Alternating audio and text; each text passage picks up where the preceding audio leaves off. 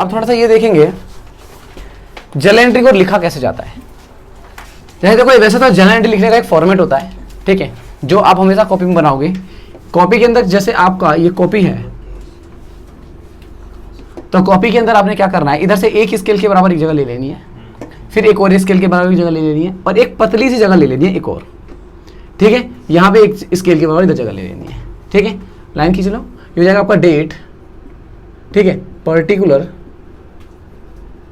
LF, debit amount और credit amount, ठीक है जी। इस तरीके से एंट्री होती है। आपने जैसे मैं एक एग्जांपल लिख करके दे रहा हूँ, एक एंट्री करनी है मेरे को, cash account debit to Ram account. क्या हो रहा है ना कि कैश अकाउंट डेबिट हो रहा है, तो आप हमेशा डेबिट वाली एंट्री हमेशा ऊपर लिखोगे। चाहे एक अकाउंट डेबिट हो रहा है, 2 3 4 जितने भी अकाउंट डेबिट हो रहे, सारे डेबिट अकाउंट अमाउंट जो होते हैं वो ऊपर लिखे जाते हैं। कभी भी डेबिट को नीचे नहीं लिखोगे, डेबिट हमेशा ऊपर लिखा जाएगा। तो कैश अकाउंट आप डेबिट ऊपर लिखोगे, टू जो लिखा जाएगा वो कैश जो डेबिट वाली जितनी भी एंट्रियां हैं उससे थोड़ा सा जगह छोड़ करके आगे से, और तब स्टार्ट की जाती है टू राम अकाउंट। समझ आई बात? आपने क्या करना है, थोड़ा सा जगह छोड़ देना है। मैंने लिखा rent account to cash account, देख लो गैप है ना। मैं हमेशा गैप दूंगा, कभी भी आपने जहां से शुरू करना है जितना ज्यादा हो सके ज्यादा गैप देना है, ठीक है, इतना कि इसमें आ जाए, ठीक है। तो मैंने ये एंट्री यहां लिख दी, rent account debit to cash account, ठीक है। इस तरीके से एंट्री लिख दी। अब ये इसका अमाउंट है, तो डेबिट वाले का डेबिट कॉलम में और क्रेडिट वाले का क्रेडिट कॉलम में, इस तरीके से अमाउंट आएगा। अगर मैं 100 रुपये लिख रहा हूँ तो 100 यहाँ पर भी और 100 यहाँ पर भी, ठीक है। ये डेट हो जाएगी आपकी, है। ये जो LF की एंट्री होती है, LF की एंट्री ये होती है कि जब आपने ये जो रेंट पे किया होगा, ये जो रेंट पे किया होगा, तो रेंट पे करते समय आपको एक स्लिप मिली होगी, बिल एक तरीके से कह सकते हो। किसी भी चीज़ को खरीदने या बेचने के लिए बिल होता है, कोई ना कोई इनवॉइस तो मिलेगी ना आपको, बिल मिलेगा, ठीक है। तो उस बिल के ऊपर जो सीरियल नंबर डाला होगा ना, वो सीरियल नंबर हम यहाँ डाल देते हैं, ताकि कभी फ्यूचर में जब ये ट्रांजेक्शन चेक करी जा रही होगी, तो उस टाइम पे अगर मेरे से कोई जो CA है वो मुझसे पूछता है कि इसके एविडेंस दिखाओ, तो मैं इसके सामने जो ये बिल नंबर लिखा हुआ है, बिल नंबर जाकर के उस फाइल में जहाँ पे भी मैंने रखी होगी, वो ढूंढने में मेरे को आसानी होगी, निकाल के दिखा दूंगा। समझ में आएगा? तो लेजर फोलियो का ये काम होता है। बट अगर आपको जनरली क्वेश्चन में नहीं दे रखा होता है, तो आप कॉलम बना के खाली छोड़ दो, कुछ नहीं करना उसमें अंदर, ठीक है। बहुत पतला सा कॉलम बना देना एक, ठीक है। तो किस तरीके से बनाना है, इधर से 2 लाइन ले लेनी है, इधर से 1 लाइन लेनी है, बाकी का पूरा एरिया पर्टिकुलर के लिए छोड़ देना है, ठीक है जी। लेजर फोलियो, ठीक है। समझ में आई बात? इस तरीके से एंट्री करेंगे। अब एंट्री किस तरीके से बनानी है वो हम लोग सीख रहे हैं। अभी तक हम लोगों ने जो रूल पढ़े वो थे गोल्डन रूल, ठीक है। क्या होता है ना, गोल्डन रूल जो है ना, जैसे गोल्डन है ना, वैसे ही वो थोड़ा सा परेशान भी करता है, यूज करने में थोड़ी दिक्कत आती है। बच्चे जो है उसे सही से यूज नहीं कर पाते, क्योंकि 3 ही कैटेगरी का अकाउंट होता है इसके अंदर, ठीक है। और 3 कैटेगरी, कुछ ऐसी कैटेगरी होती है जिनका अकाउंट बच्चे जो है समझ ही नहीं पाते कि अकाउंट कौन सी कैटेगरी में आ रहा है, समझ। तो इस वजह से जो है एक नया जो है मॉडर्न अप्रोच भी डेवलप किया गया, ठीक है। मॉडर्न अप्रोच क्या कहता है कि अगर आपको एंट्री करनी है तो सारे के सारे अकाउंट को मॉडर्न अप्रोच ने 5 कैटेगरी में डिवाइड किया, ALCPL। A for asset, L for liability, C for capital, ठीक है, P फॉर प्रॉफिट या फिर इनकम, है ना, और L फॉर लॉस या फिर एक्सपेंस। आप दोनों के कॉर्नर को डेबिट कर दो, दोनों कॉर्नर को डेबिट कर दो, और बाकी सब क्रेडिट, ठीक है। और ये जो नेचर है वो कैश, वो इंक्रीज का केस है, क्या है, इंक्रीज का। ये जो आपने बनाया ये आपका मॉडर्न अप्रोच कहलाता है, ये ज्यादा आसान पड़ता है। मतलब कहने का ये है, अब इसको समझेंगे कि एसेट अगर बढ़ रहा है तो डेबिट होगा, सारे के सारे इंक्रीज है, ये सारे के सारे क्या है, इंक्रीज के केस हैं, ठीक है। अगर डिक्रीज हो रहा है तो उल्टा कर देना। तो अगर एसेट बढ़ रहा है तो डेबिट होगा, लायबिलिटी बढ़ रहा है तो क्रेडिट होगा, कैपिटल बढ़ेगा तो क्रेडिट होगा, प्रॉफिट या इनकम बढ़ेगा तो क्रेडिट होगा, और इस तरीके से लॉस और एक्सपेंस बढ़ेगा तो डेबिट होगा, ठीक है। अगर घट रहे होंगे तो अपोजिट हो जाएगा, अगर ये डेबिट है तो क्रेडिट, क्रेडिट है तो डेबिट, डेबिट डेबिट और ये क्रेडिट।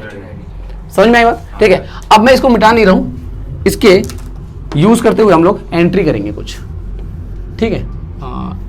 इसको मिटा देते हैं, इसकी नीड खत्म हुई हमारी, यहां लिखेंगे अब। जैसे एक ट्रांजेक्शन लेते हैं, एंट्री किस तरीके से करनी है आपको, उसके लिए स्टेप्स हैं, उन स्टेप्स को फॉलो करेंगे और उसके हिसाब से जर्नल एंट्री करेंगे। मैंने बता दिया कॉपी के अंदर किस तरीके से लिखना है, ठीक है। अब किस तरीके से उसको एंट्री बनेगी, क्या रूल्स कैसे लगेंगे उसके ऊपर, उस तरीके की बात कर रहे हैं, ठीक है। सबसे पहले देखते हैं कि एक ट्रांजेक्शन उठाते हैं, ठीक है, और ट्रांजेक्शन आपका इलस्ट्रेशन फर्स्ट निकाल लेंगे, फर्स्ट नहीं,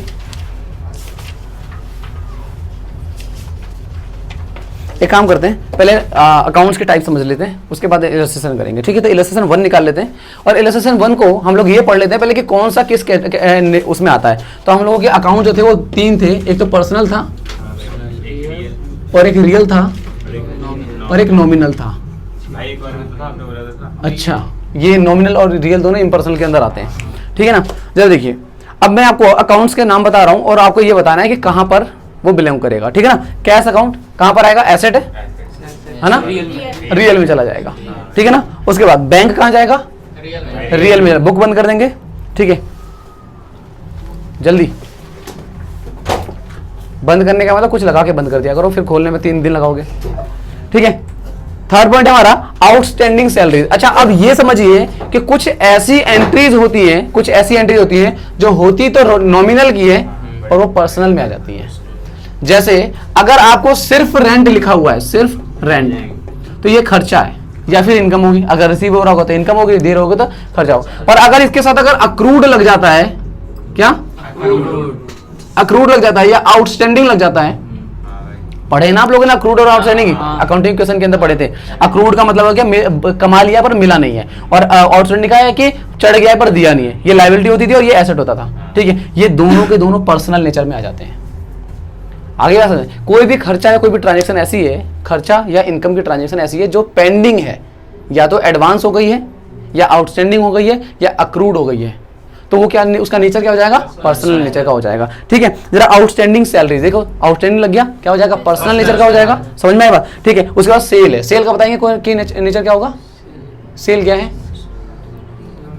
इनकम होती है, ठीक है, नॉमिनल नेचर का होगा, ठीक है।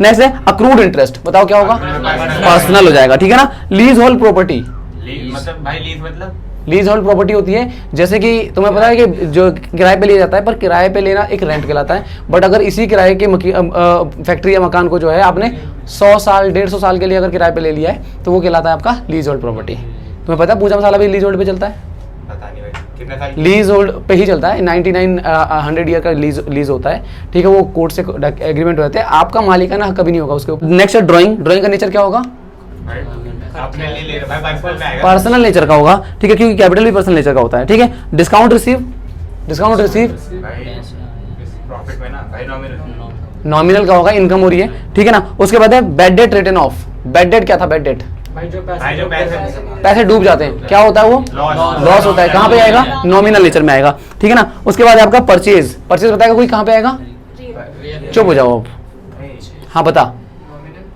नॉमिनल में आएगा, हाँ हाँ, रियल में आ रहा है। नॉमिनल में क्यों आ रहा है ये, नॉमिनल में क्योंकि ये एक तरह से प्रॉफिट ही है। अच्छा, परचेज करना प्रॉफिट होता है, हाँ ये एसेट्स में। अच्छा, देखो जी, परचेज हमेशा नॉमिनल में आता है, बट इसका नेचर रीजन ये है कि ये खर्चा है हमारा। आप कुछ भी परचेज करते हो तो आप खर्चा करते हो, ठीक है ना। उसके बाद है बैड डेट रिकवर, हाँ बताओ, बैड डेट रिकवर हुआ, हाँ रियल में। अच्छा, हाँ नॉमिनल, हाँ, नॉमिनल क्यों नॉमिनल में क्यों, बैड डेट मतलब पैसे डूब गए हैं ना। हाँ, तो डूब गए तो भाई मतलब बैड डेट का मतलब, रिकवर का मतलब क्या होता है, बैड डेट रिकवर, रिकवर मतलब पैसे वापस दे देना। डूब गए थे मिल गए, इनकम है, और इनकम है इस वजह से नॉमिनल में आ रहा है, समझ में आई बात, ठीक है। नेक्स्ट है आपका प्लांट एंड मशीनरी, रियल में आएगा, एसेट है, ठीक है ना। उसके बाद है कैपिटल, हाँ कैपिटल, हाँ, रियल में ही होगा। अच्छा, कैपिटल अनुज पर्सनल में आएगा, ठीक है ना। अभी बताया था जब ड्राइंग बताया था तो कैपिटल भी बताया था। इंटरेस्ट पेड, इंटरेस्ट पेड, हाँ इरफान, इंटरेस्ट पेड, पेड हुआ है ना भाई नॉमिनल, नॉमिनल में क्या, इनकम या एक्सपेंस, एक्सपेंस एक्सपेंस होगा, नहीं वो होगा, इनकम होगा। फंस गया लाला, भाई, एक्सपेंस ही होगा, ठीक है। बैंक ओवरड्राफ्ट, हाँ बैंक ओवरड्राफ्ट हाँ रियल में। हाँ, भाई ओवरड्राफ्ट मतलब चुप हो जा, हाँ। रियल में ओवरड्राफ्ट का मतलब और कोई ओवरड्राफ्ट का मतलब किसी को पता है, बैंक ओवरड्राफ्ट नहीं पता, बैंक एक फैसिलिटी देता है आपको, जब करंट अकाउंट बिजनेस का अकाउंट जब खुलवाते हो, करंट अकाउंट खुलता है वो, तो करंट अकाउंट में एक फैसिलिटी मिलती है कि अगर आपके अकाउंट में पैसे नहीं भी है तभी निकाल सकते हो आप, हाँ तो वो ओवरड्राफ्ट फैसिलिटी होती है, तो वो आपकी उधारी होगी ना आपके ऊपर। तो नॉर्मल एक्सपेंसेस में रहेगा ना भाई। लायबिलिटी कहाँ जाती है? लायबिलिटी पर्सनल में। ठीक है। प्रीपेड रेंट, हाँ भाई बोलो रोज, बुक खुली है क्या? हाँ अभी आपको बताया कि नॉमिनल की कुछ ऐसी चीजें जिसके आगे प्रीपेड लग जाए, एडवांस लग जाए, आउटस्टैंडिंग लग जाए, वो पर्सनल हो जाती हैं, ठीक है ना। कैरिज इनवर्ड, कैरिज मतलब वो होता है किराया, किराया होता है एक तरीके से, इनवर्ड मतलब है माल लाने का खर्चा। नॉमिनल में जाएगा, मैंने ही बता दिया वैसे, है ना। गुडविल, रियल क्यों, क्या है गुडविल? ये गुड्स है। अरे वाह, गुडविल क्या है? गुडविल का मैंने डेफिनेशन बताया था सेकंड चैप्टर में। गुडविल क्या है? हाँ सेकंड चैप्टर अटेंड नहीं किया था। गुडविल एसेट होती है, तो रियल में आएगी वो गुड्स। अरे वाह, है ना, एसेट ही होगा। पर इसका मीनिंग है कि आपका जो नाम शोहरत जो मार्केट से में आपने कमा रखा है, ठीक है, वो जो कहलाता नाम है, चलता है, हाँ नाम को वो गुडविल कहते हैं, ठीक है ना। Mohan started business with cash, एक एंट्री दे रखी है, मोहन, मोहन देखना आ रहा है इसमें, स्टार्टेज बिजनेस विद कैश। पहले तो मीनिंग बताएगा इरफान। मोहन कैश के साथ बिजनेस शुरू किया, अच्छा, 5 लाख का। 5 लाख से बिजनेस स्टार्ट किया गया, ठीक है। आपको थोड़ा बहुत हिंट तो अकाउंटिंग क्वेश्चन से मिल जाएगा कि इसमें हमें कभी भी एंट्री करनी कम से कम दो अकाउंट चाहिए होते हैं, कम से कम 2 अकाउंट, ठीक है। यहाँ पे आपको 2 अकाउंट कौन कौन से मिल रहे हैं पता है? कोई बता सकता है 2 अकाउंट कौन कौन से मिलेंगे आपको? यहाँ पे कौन कौन से 2 अकाउंट मिलेंगे? कैपिटल और कैश मिलेंगे, समझ में आई बात? ठीक है। मोहन अकाउंट नहीं, मोहन ही तो मालिक है, और मैंने उस दिन बताया था जो मालिक होता है उसके अकाउंट को ही तो कैपिटल अकाउंट बोलते हैं, समझ में आई बात? तो मैंने 2 अकाउंट के नाम लिख दिए यहाँ पे। एक हो गया आपका कैपिटल और एक हो जाएगा आपका कैश, ठीक है। समझिए, इस तरीके से करोगे आप हर ट्रांजेक्शन को। अभी आपको फॉर्मेट से मतलब नहीं है, जैसे मैंने कॉपी पे बना के बताया था ना, उस तरीके से नहीं करना है अभी, फिलहाल ऐसे करना है। 2-3 क्वेश्चन ऐसे करो कंप्लीट, उसके बाद आप फॉर्मेट पे चलेंगे हम लोग, ठीक है ना। तो पहले लिखेंगे कैपिटल अकाउंट के नाम, ठीक है। उसके बाद उसको किस कैटेगरी में आता है, तो वो आपने फिर पर्सनल रियल नॉमिनल नहीं लिखना है, अब आपने ये वाला लगाना है। बस लगाने को उस वाले में सही लगाओगे तभी सही आएगा, ठीक है। पर ये वाला आसान पड़ता है तो ये वाला लगाते हैं। कैपिटल जो है, देखो कैपिटल का अलग से नेचर है एक, ठीक है। तो मैंने यहाँ पे नेचर लिख दिया कैपिटल, है ना, मैंने कैपिटल ही लिख दिया। और कैश किसमें आता है? कैश एसेट में आता है, तो मैंने यहाँ पे लिख दिया एसेट, ठीक है जी।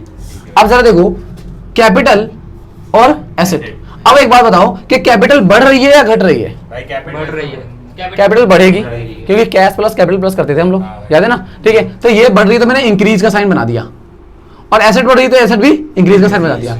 अब जरा समझो कि कैपिटल अगर बढ़ती है, कैपिटल अगर बढ़ती है तो क्या करते हैं? क्रेडिट करते हैं, क्रेडिट करते हैं, है ना। और अगर एसेट बढ़ती है, एसेट बढ़ती है तो डेबिट करते हैं, है ना। समझ बात? मेरा काम हो गया खत्म, ठीक है। इतना करना है, हर ट्रांजेक्शन को इस तरीके से करोगे। क्या करोगे? अगर अकाउंट के नाम, नेचर, इंक्रीज डिक्रीज, उसके बाद डेबिट क्रेडिट देखोगे, ठीक है। अब जरा समझो कि जनरल एंट्री क्या होगी। तो जनरल एंट्री में मैंने आपको बताया था कि हमेशा डेबिट वाला पहले लिखा जाता है, तो आपका बनेगा कैश अकाउंट डेबिट, है ना। तो एंट्री बनेगी cash account debit to capital account credit, capital account, है ना। समझ में आई बात? और अमाउंट डाल देंगे 5-10 लाख डेबिट क्रेडिट में, ठीक है।